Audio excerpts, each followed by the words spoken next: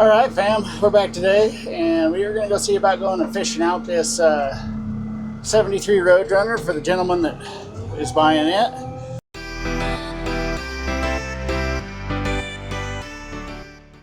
We got a deposit on it, and so we're going to go dig it out and fix the right front suspension so it'll roll on and off a trailer, find some wheels and tires for it, get it ready for transport. The gentleman actually had asked me about it years ago, and we never really, I guess, reached a price on it. And when he saw it back up for sale, or when he saw it up for sale, I guess the video on it, he hit me up and said, no, I gotta have it, and we're gonna put it back together. So he's kind of a guy that deals in a lot of cars and a lot of different stuff. We ended up getting the 71 Demon from him years ago. And so it's going to go to a good home. He'll find a good place for it. I don't know if he will build it, but he knows a lot of people. So if not, then he'll have somebody that wants to build it. So here we go. We're going to run out there in the yard, dig it out, bring it up towards the shop.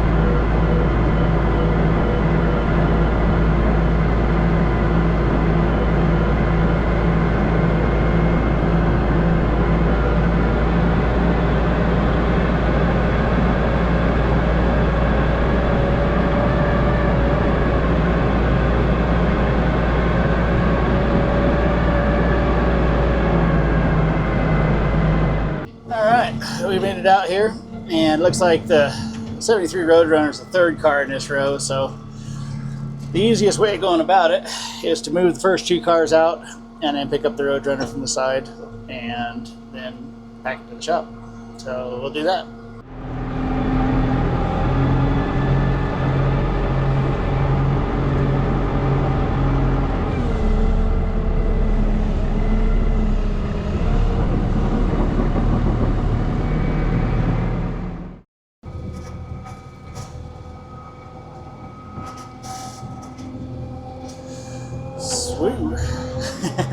So the one thing worth noting is I like to have the fronts of the vehicles facing out, and usually it's because the engine and transmission stuff is easier to get to when it's outside, facing the road. It makes it kind of a pain if you're trying to get a rear end out, but we'll have to move it out of a row one way or the other if we need to work on one end or the other for sure. But with the front out, we found it's a lot better in general, I guess, or a lot more efficient in general, something to that effect. So this F-150 here, I'm going to switch ends on it so that the front's out. It was put in this row years ago, and basically, we're hung up on a car. It was put in this row years ago, and it was put in before I was putting them front out. I didn't really think that it made much of a difference, but it does seem to. So we're going to swap ends on this when we put it back in there.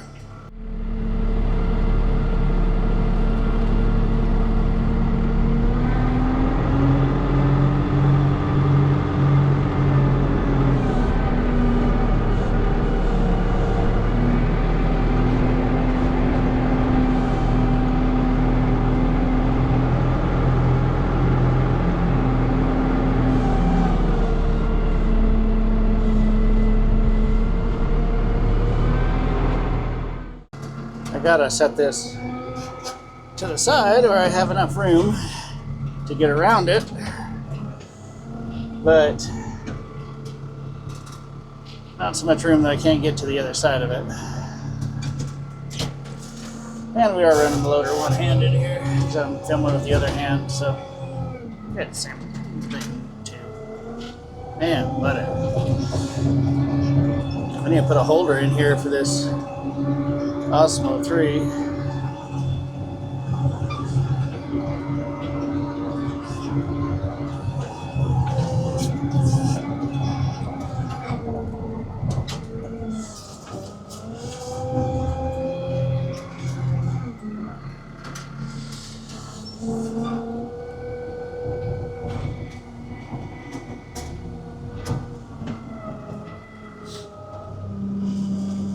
There we go.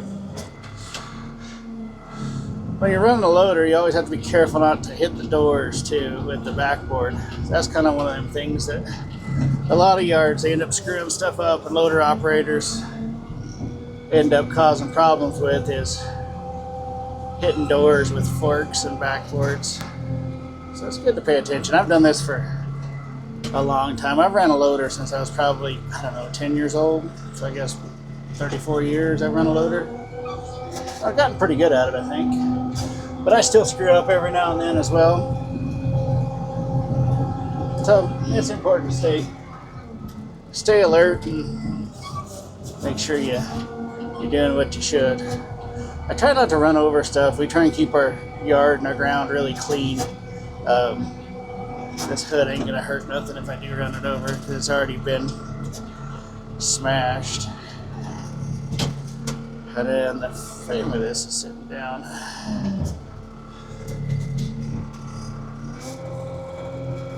Gotta dig into the ground just a touch to get the forks underneath the loader here, or the car here. And then this time of year you have to make sure stuff's not frozen to the ground also. But everything looks good. Got the car. You got to be careful not to tip it too far back. Like you want it to be tipped back just a touch, but you don't want it to slide back on the forks and hit the backboard. So it's kind of a balancing act. Cars are very slippery on the forks because you want the forks to slide under them easily. But then since they're slippery on the forks, they can definitely cause problems and get into sliding around on your forks. So it's kind of a fine line in the whole situation. Alright, so we got the Roadrunner out. I think I might put this Buick over here in the old car row here. It's kind of long. I think it'll be okay. Now, I need to kind of push this road around a little bit, but I don't think that's a problem for today.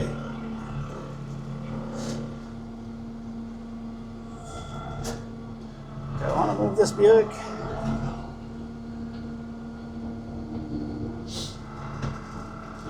Yeah, I guess I'll put this Buick in the old car row here. I think I have room for it. No.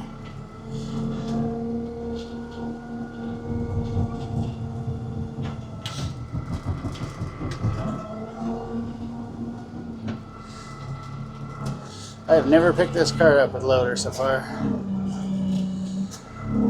Brought it in. Got it from a friend of mine years ago. And like all convertibles, it's pretty rusty. The Derby guys seem to really want it for some reason. I don't know. But it's no Buick.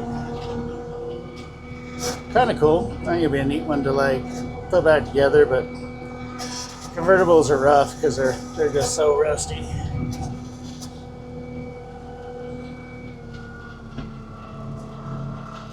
I want the front facing out, so I'm going to switch sides with this thing. He's a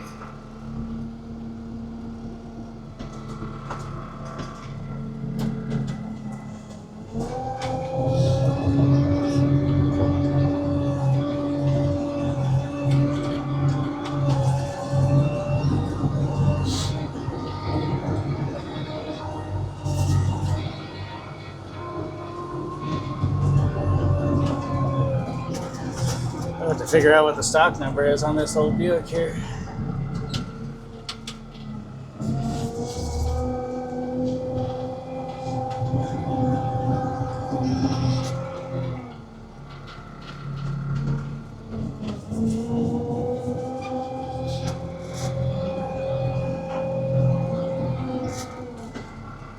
Problem with our stock number stickers is after every, I don't know, 5 years or so, they tend to, the stickers give up from the weather.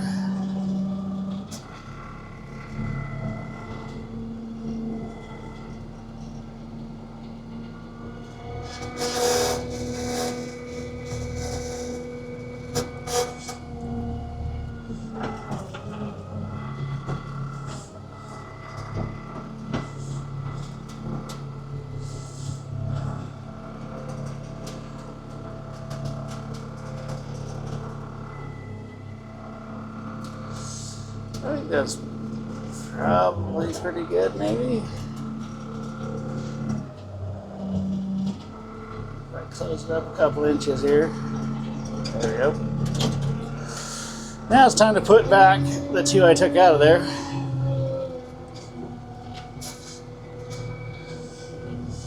The old Buick, I don't know, I'm gonna have to figure out what the stock number is. Usually I'd move it with an app on my phone here, but I don't see the stock number from sitting up here. So I'm going to go up to the shop and look it up on the computer and then move it there over here to 16C.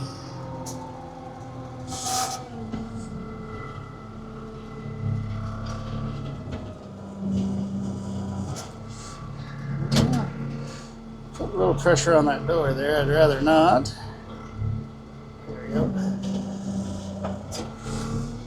I don't know if I was touching, but I probably was a little bit.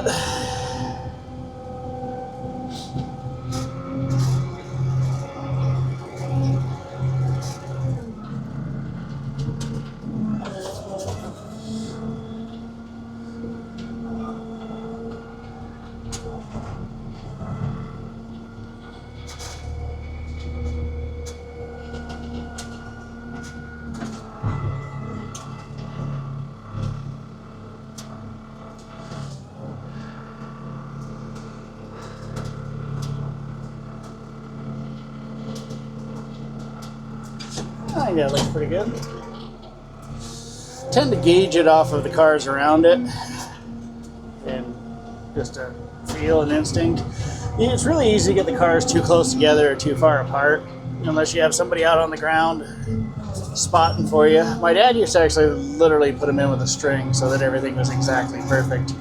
I'm not quite that bad, but he only did that when they first started and for a little while. I tried it when I was setting up stuff around here, but if you were starting from scratch it'd be easier, but you kind of have to average a win when you're putting cars in out here right now, just because nothing's quite straight and even. And so since there was some rows when we took over the yard and stuff was kind of already halfway in place and we were trying not to have to redo everything out here, we just kind of made everything fit the best we could. And it seems to work pretty good. I don't like to stack more than one car deep just because it's easier to get them out like this.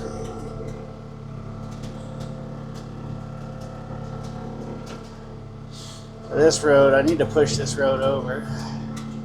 I used to go back that way. Got a big old bow in it. Slowly but surely we've been massaging this road around to where it's straighter for sure. There used to be a semi-trailer that kind of blocked part of the stuff over here, but it's gone now. So we'll grab this Roadrunner, we'll take it up to the shop, get an idea of what we need to do to make it roll, and then go from there. So here we go again.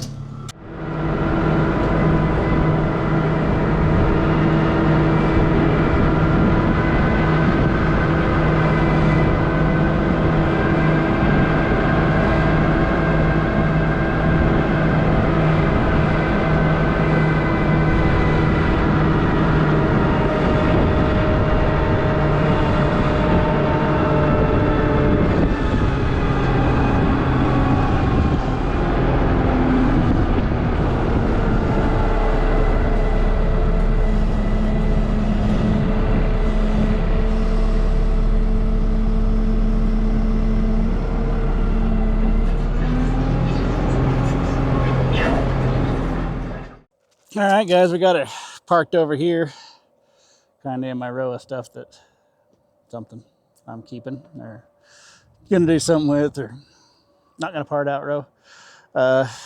Looks like we need some lug nuts for this side. I don't remember if that's the right-hand side or left-hand side that could have left hand. That one's got right-handed lug nuts. We do need right front, lower control arm, spindle, that sort of stuff on the right front there. Left front's all there, it's disc brake. Doesn't look like there's any steering on it. May need to do something with that. Looks like left rear has right hand. It's got a tire underneath the back of it, wedged into the rear end. Yeah, it looks like right hand lug nuts all the way around. I don't remember what year, probably 71 was the last year of that. So we need 4 wheels, right front suspension stuffs. These are going to be torsion bars. I don't see a torsion bar in there at all. So we'll need to put together some right front suspension for it. So we'll go up to the shop, run an interchange and see what we got, and I'll take you along. All right, fam. We made it back to the office, or my office. It's just nicer and easier to I guess, work in here. I need to do some cleaning up here. And so we're going to look up this 73 Roadrunner stuff, but I think I'm going to do it on another video. This video is kind of dragging on a little long, and so we're going to split it up into a couple different pieces, I think. Because, yeah, I mean, like, most of the stuff we try and, you know, tidy up in one video, but I think there's some interesting stuff we can see and learn about, or you guys can learn about, or see how our life works. And so I think I'm going to break it up into probably 3 videos. I'm doing this. I'll probably release them fairly close together, but you know, we're going to break up these just a little bit so you guys can get a little more detail into the background of how it works out here. So I guess for this video, we're going to be done, and look forward to the next video and the next video after that, and watch them, see how behind the scenes works out here at the yard. So until the next one, thanks for watching.